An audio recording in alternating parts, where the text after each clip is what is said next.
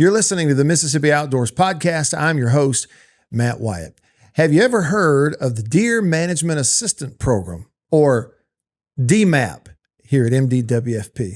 We're going to talk with someone today that can tell us all about it, knows the history, and is involved in it right now. He is Stan Priest, the lands coordinator at MDWFP. This episode of the Mississippi Outdoors Podcast is brought to you by the Foundation for Mississippi Wildlife, Fisheries, and Parks. You're listening to the Mississippi Outdoors Podcast. I'm your host, Matt Wyatt. Today we're talking about a program called DMAP. DMAP. You know what that stands for? We're going to learn all about it now with the lands coordinator here at MDWFP, Mr. Stan Priest. Stan, welcome to the show. Thank you. Glad to be here. Lands coordinator. It's a title that it sounds like a big, broad title. What is encompassed by that here at MDWFP? Well, part of it is obviously the DMAP portion of that is under that purview, but also I oversee the forest management aspect of the wildlife management areas as well. But for DMAP is under this is under my jurisdiction as well. And you are you're one of the newer employees at that level here at MDWFP, right? Tell me about when you came here. Yeah, I came here, 6 years ago. I started my career as a wildlife biologist over in Vicksburg for Anderson Tully Company. They're a timber company owns land up and down the Mississippi River, and I was the wildlife manager for that company and their wildlife biologist, and oversaw their leasing program and whatnot. And then about 6 years ago, they sold their mills and started selling off their lands, and I got an opportunity to come to work here.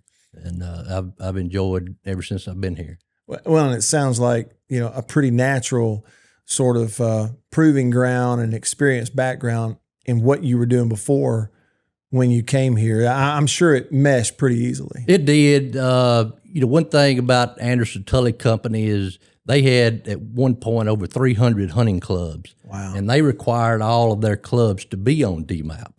And we haven't even said what DMAP stands for, but it's the Deer Management Assistance Program, so that they can get clubs or landowners can get assistance from a professional biologist about how to better manage it. But anyway, back to Anderson Tully required all of their hunting clubs to be on DMAP. All 300 of them? All 300. So I've been involved with DMAP my whole career. So in the forestry aspect, Anderson Tully being a timber company, I kind of had a background in the forestry aspect as well. So it was a perfect fit, and it's been really good. So we've touched on it a couple of times, DMAP, the Deer Management Program.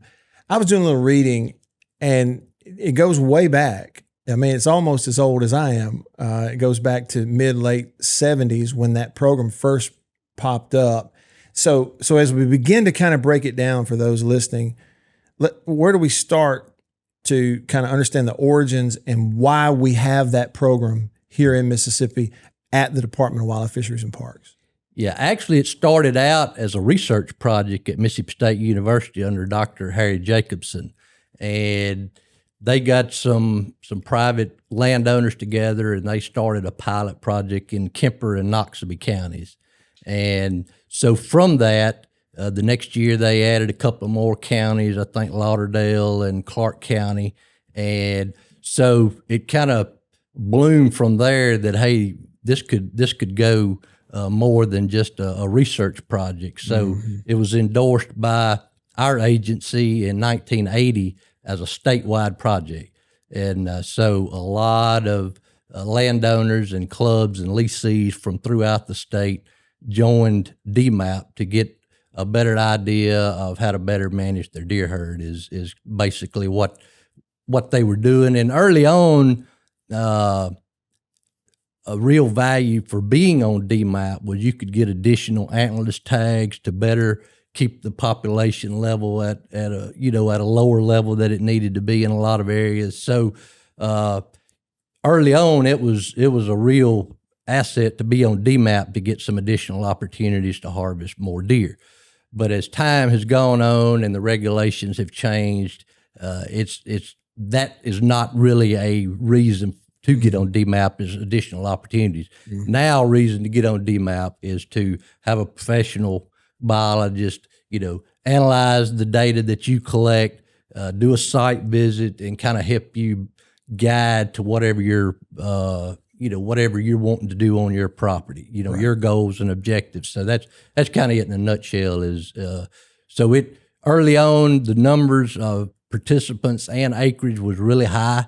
It got up to over almost 2.5 million acres and over 1,000 clubs in DMAP.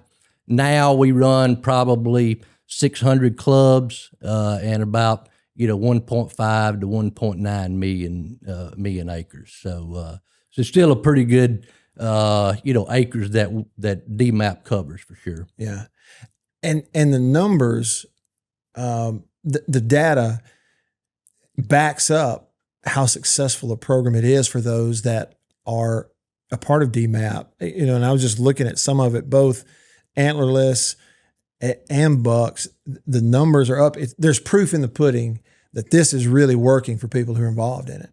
Yeah, it is. There, you can look back at any specific area, whether it's on a county level or a club level, and the data shows that the longer you're on DMAP, the better quality deer you have, whether it's higher body weights, more antler growth, higher scores, whatnot. So yeah, the like I said, the proof's in the pudding that if you'll put forth the effort and abide by the recommendations, that your quality will improve. Right.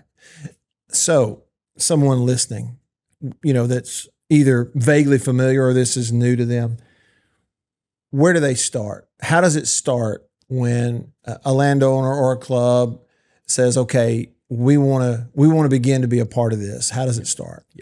The best and easiest way to do is go to our website, www.mdwfp.com /DMAP, or you can click on the private lands program, and there will be a button that you can press there that says request a site visit. Okay. And what that does is that gets a biologist to come to your property, do a site visit.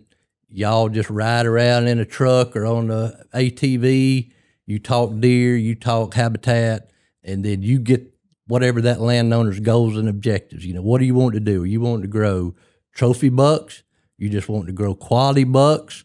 Or you just wanting to increase the recreational opportunity? And some landowners are going to have, some mix of that. So you get what they're wanting to do, and then the biologist will provide the recommendations. Okay, here's what you're wanting to do. Here's what we would recommend to get you to that area. Well, and it's like having direct access for the landowner, the hunter, the club member. It's having direct access to an expert, somebody that's going to confidently know, okay, here's what we've seen. This is what we need to do over this amount of time. And it takes a little time. It's not immediate overnight. No, that's correct. That's correct. You're not going to see immediate results with a snap of a finger. But as time goes on, and that biologist is going to, it's going to analyze the data that you collect. They're going to age each and every deer you harvest. You're going to weigh those deer. You're going to measure antlers. And as time goes on, that biologist is going to be able to look at that data set and say, you're trending up here, you're trending down here. They're going to be able to adjust to get to the exact objectives of that landowner or club owner. And being a part of DMAP, it's a no-cost thing for the user. It's no cost. What we get in return is we get a lot of data. Okay. We get good data that is distributed throughout the state. And the more data that we can get, the better we can confidently make changes to regulations or whatnot, because we have a data set that kind of backs up what we're seeing within the herd and what we need to do to adjust up or down or whatever the case may be. So it's a win-win from all sides. We get good data. We get data throughout the state. We can look at, on a county level, on a soil region level, plus the landowner gets a specific, and the biologist will write him a a specific report after each year detailing what the data showed from this past year.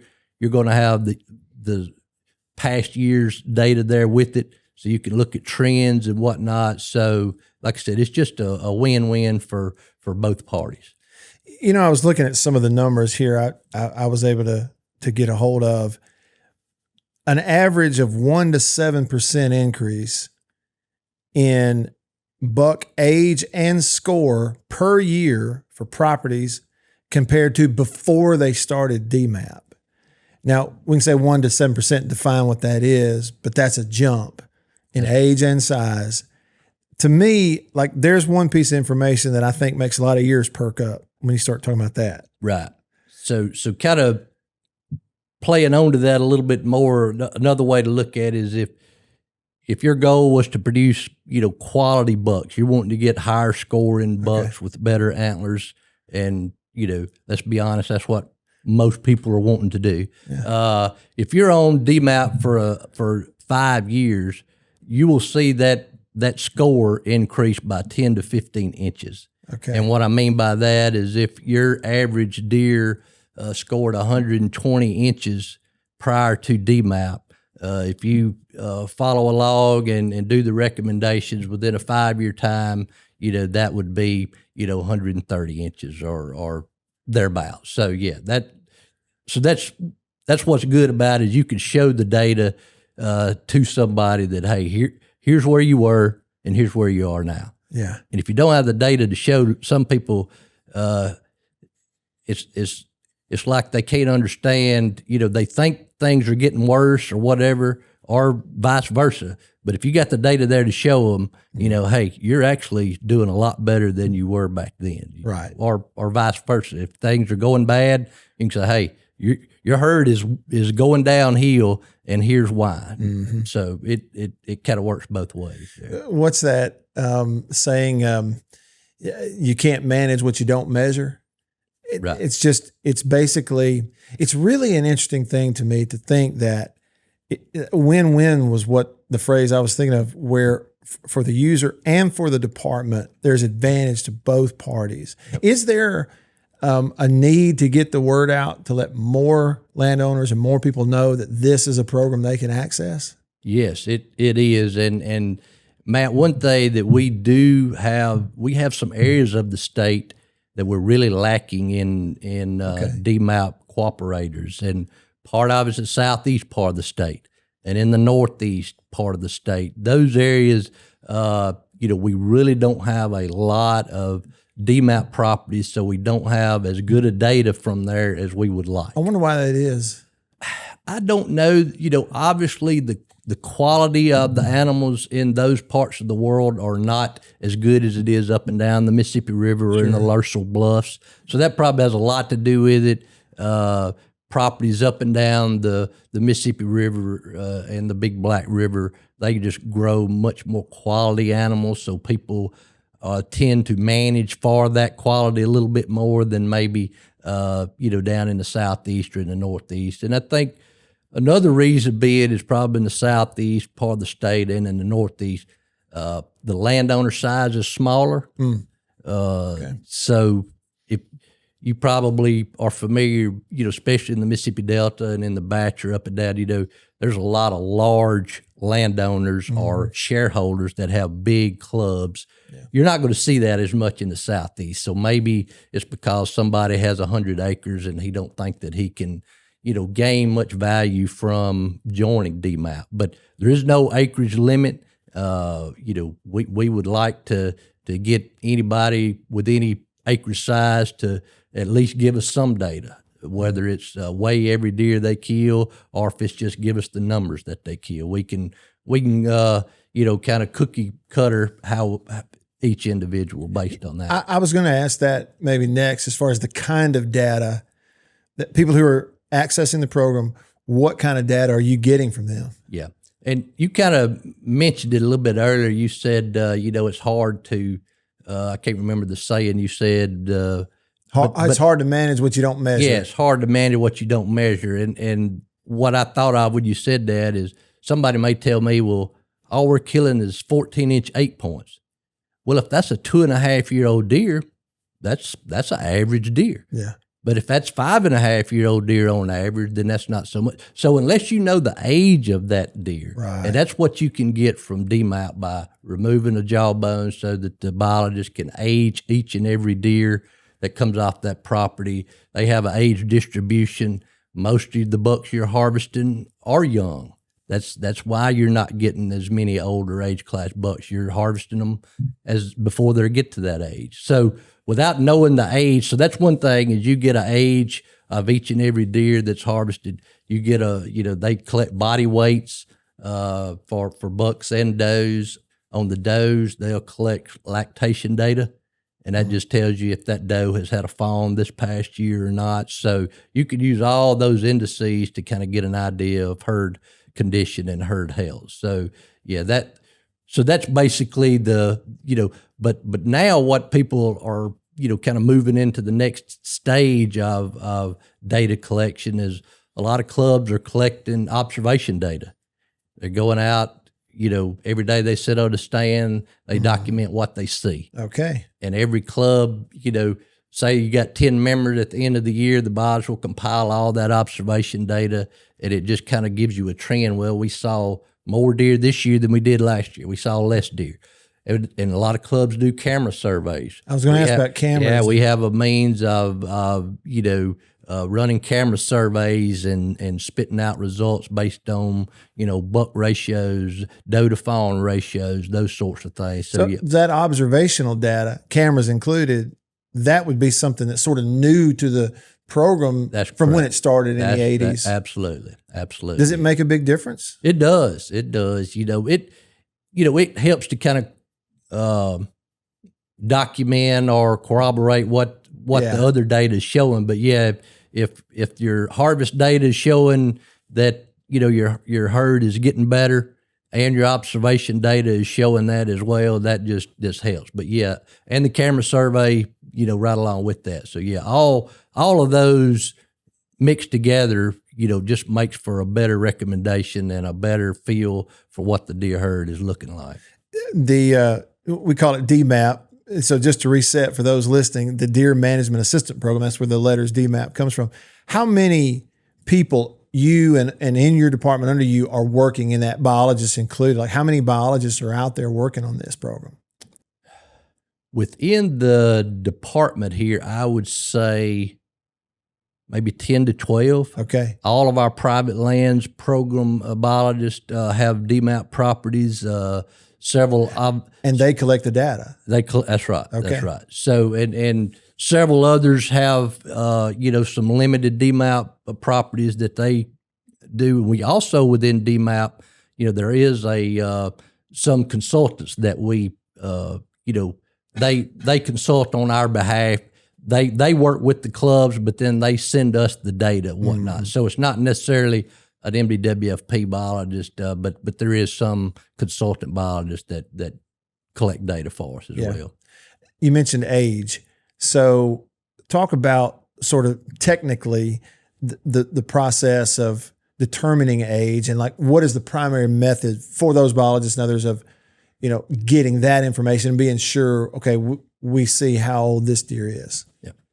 Basically, the way you age a deer is by looking at their jawbone or looking at their teeth. Mm-hmm. You've probably heard old timers and seen some old movies where they look in a horse's mouth to see how old the horse may be. Well, it's similarly the same way. So that is how the deer are aged is by by their teeth, and it's basically at some point in time they have milk teeth to start out with, or premolars, if you will, kind of like our baby teeth. But at about 19 months or 20 months of year, those are removed and replaced by permanent teeth. Mm-hmm. And then from that age on, about 2 years on, they have their full set of teeth, and then it just goes by how much wear and tear the teeth have on them. But it's a pretty it's pretty accurate in one aspect, in that there's been thousands and thousands of jawbones looked at. So it's a pretty good idea of looking at a 3.5-year-old jawbone versus a 5.5 versus a 7.5 or whatever. So but that's the key, is having that age data to go along with all these other measures. You don't want all your does to be old does. That's not a good sign of a quality of a productive herd, if you will. But you don't want them all to be 1.5 year old does either. You want a good age distribution on the does, and the only way you know that is by collecting those jawbones and getting that age data. Yeah. And the same with the bucks. You know, that's how you determine if that is a really good quality 2-year-old or 3-year-old, or that's a not so good quality 5.5 or 6.5-year-old buck. And that's the only way to know that is by aging it with those jawbones. And Stan, what do you personally kind of get out of being a part of it, overseeing the program and seeing it work for landowners, hunters? Like, you know, we all do something, and those of us that get to do something we like, our feet hit the floor in the morning, we're kind of excited to get out there and do it. For you personally, what do you get out of this? I think I get a lot of joy when I go back to a club 2 or 3 years or 4 years down the road, and somebody comes up to you and says, you know what, I was skeptical, but this really works. You know, so just the seeing the results of the recommendations that you've given out is a pretty good feeling. And so I really enjoy, you know, seeing the positive results from, you know, some of your recommendations. Sure. What if I go way back in your life and your history, even prior to Anderson Tully, your love for the outdoors that eventually led you to where you are now, where did it all start? It started when I was probably big enough to walk, actually, but I remember getting my first Red Ryder BB gun, and you know, you was on the hunt from then on, and of course, you know, my dad was a quail hunter, and so from time I was big enough to tag along, you know, I was quail hunting, and then we had quail, you know, we had bird dogs. So I grew up basically quail hunting, dove hunting, squirrel hunting, all the small games. We didn't have a whole lot of deer or turkeys up in northeast Mississippi where I grew up. So where did you grow up? Union County. Yeah. Blue Springs. Blue Springs. No, right where it is. Yep. They got a big old Toyota plant there nowadays. You can't. I used to hunt where that, you know, some of the areas around that Toyota plant. I'm not surprised. Yeah, you can't go to Blue Springs without seeing Toyota somewhere along the way up through there. That's right. It's a beautiful part of the state. Union County is starting to get to Tippah County, right up in there, and then that led you to when did things develop where your career began to kind of kick you down the road towards an outdoor career? Was it college? Was it high school? No, it was in high school. And like I said, I always loved the outdoors. I loved any kind of hunting, whether it was, you know, dove hunting, quail hunting, duck hunting, squirrel hunting, whatever. But a girl that went to our high school, and I actually dated her a little bit, but her dad was a wildlife biologist. Okay. And I thought, that was the coolest job ever. You know, I might like to do that. So basically it was knowing him and getting to hang around him, and you know, that kind of spurred me on to actually, you know, take that career path. Yeah. It wasn't that hard to convince me that was something I could really enjoy doing. We've talked to a lot of people who in the department who they all seem to have a moment at some point in the past, whether it's fisheries, whether it's, you know, wildlife, where they went, wait a minute, you mean that's a job? You mean you can get paid to do that? It sounds like that's kind of the moment. Yep, that is exactly it. Like, this would be cool. Yeah. I think I could do that. So that's what started me down that path, and I never wavered from when I got to Mississippi State, or even before I went to state. I knew that's what I wanted to do, and I've never regretted a minute of it. Really. Well, and you mentioned state. Back to kind of how this all started. This all started the late 70s, at the MSU Deer Lab as a research project. And somewhere along the way, for somebody, the light bulb came on and said, now, wait a minute. This may be something we can do at a statewide level through the department.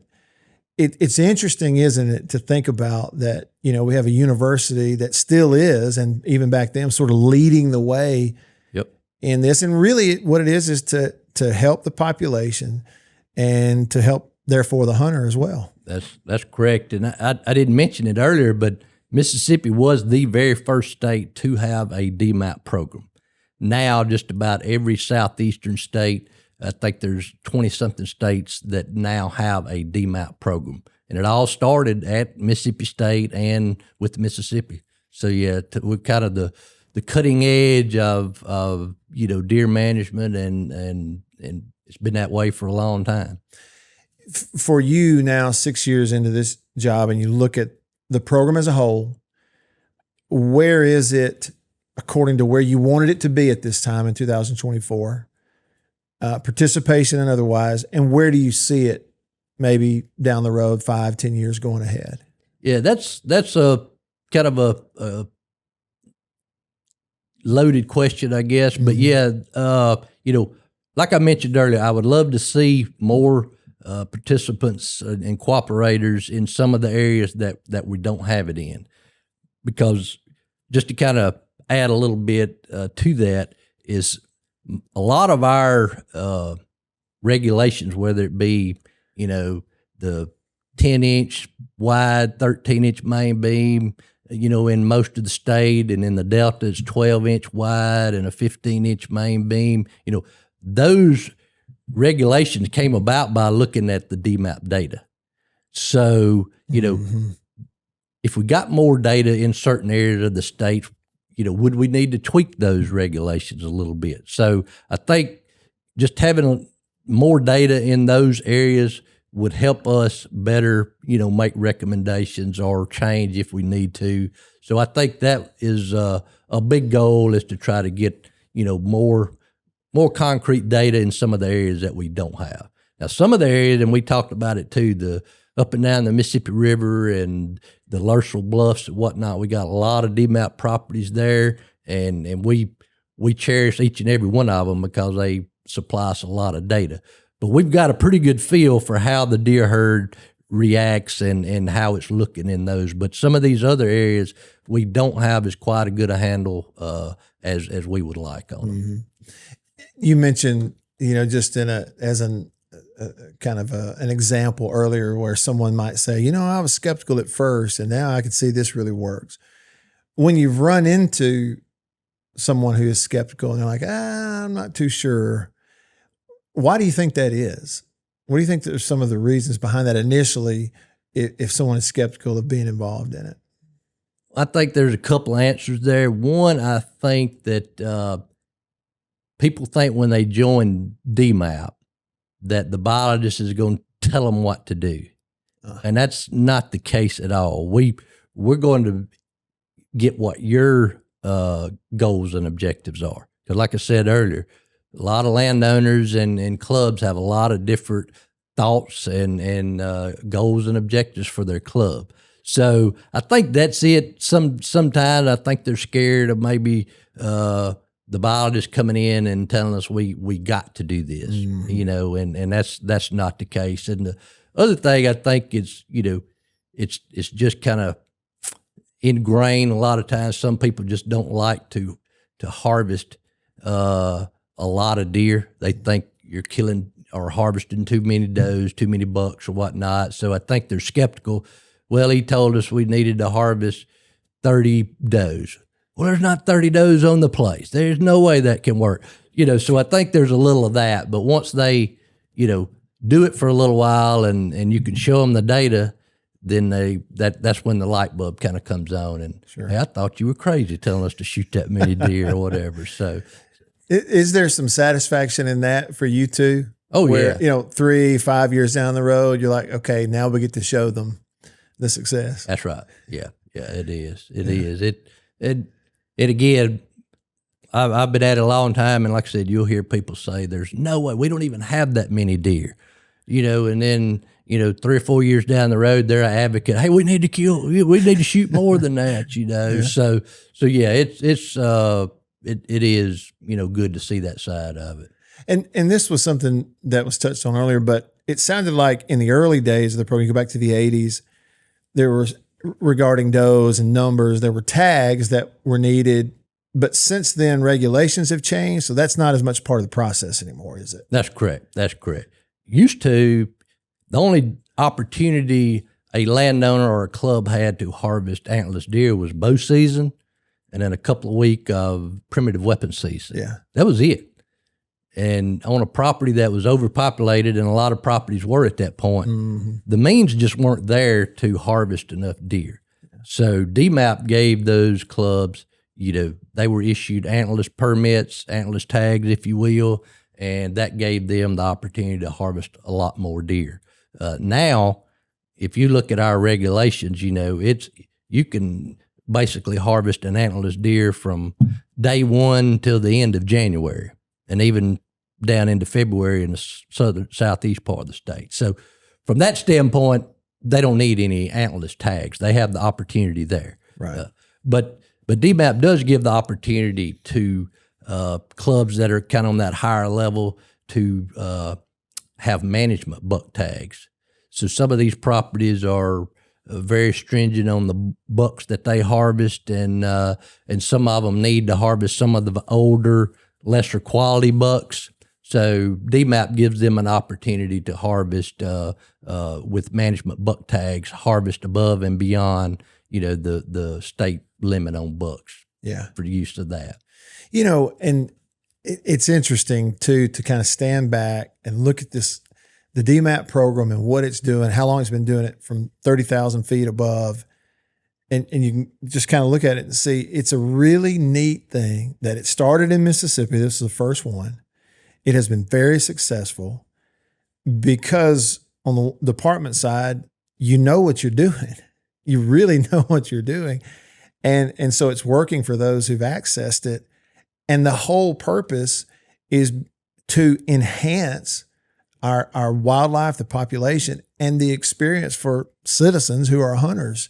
That's the whole purpose. And I would think that sometimes we probably don't tell that story and that message enough to make sure that everyone's aware that it's for them. Right. It's for the hunter. Right. I think that's a good point. I'm a hunter just like everybody else, so I'm wanting to manage for the best quality that I can. So I'm going to give that information to every club, and all the other biologists are the exact same way. We're all hunters in this together, and so we're wanting to make sure that the decisions and what all we make are going to benefit us just like it's going to benefit the general public. Sure. And last thing again, as far as if someone's listening and they're convinced, okay, either I didn't know or I've been skeptical, I need to reach out. We talked about going to MDWFP.com. Yep. And then the follow-up is how? Like their first move to get in touch with you or a biologist. How do they do that?